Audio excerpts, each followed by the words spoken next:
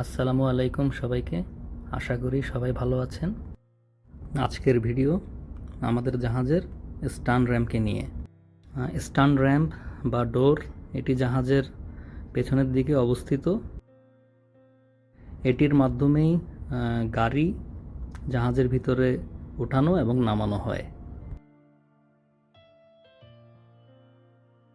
এটি দুটি অংশে ভাঁজ করা থাকে। নামানোর সময় এটিকে সোজা করে এরপরে নামানো হয়। এই দরজাটি সুষ্ঠুভাবে ওপেন করার জন্য ভেরিয়েবল ফ্রিকোয়েন্সি ড্রাইভ কন্ট্রোলড 3টি উইঞ্চ রয়েছে। এই দরজাটি ওপেন করার জন্য জাহাজের অনেক মানুষকে একসাথে কাজ করে যেতে হয়।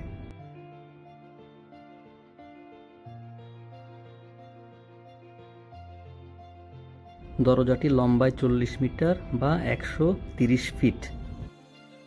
এর মানে দাঁড়াচ্ছে দরজাটি লম্বায় 12 থেকে 13 তলা বিল্ডিংয়ের সমান।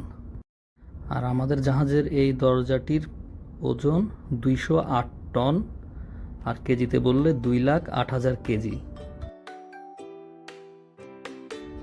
আপনারা দেখতে পাচ্ছেন অলরেডি গাড়ি নামানো হচ্ছে। এই গাড়িগুলো সব ইউরোপ থেকে নেওয়া, এখন ইউএসের স্যান্ডিয়াগোর মধ্যে নামছে।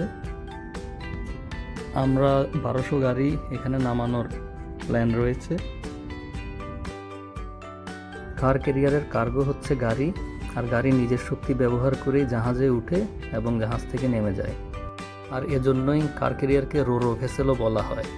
রোল অন করতে করতে কার্গো জাহাজে উঠে, আবার রোল অফ করতে করতে কার্গো জাহাজ থেকে নেমে যায়। এজন্যই রোরো ভেসেল হিসেবেই পরিচিত।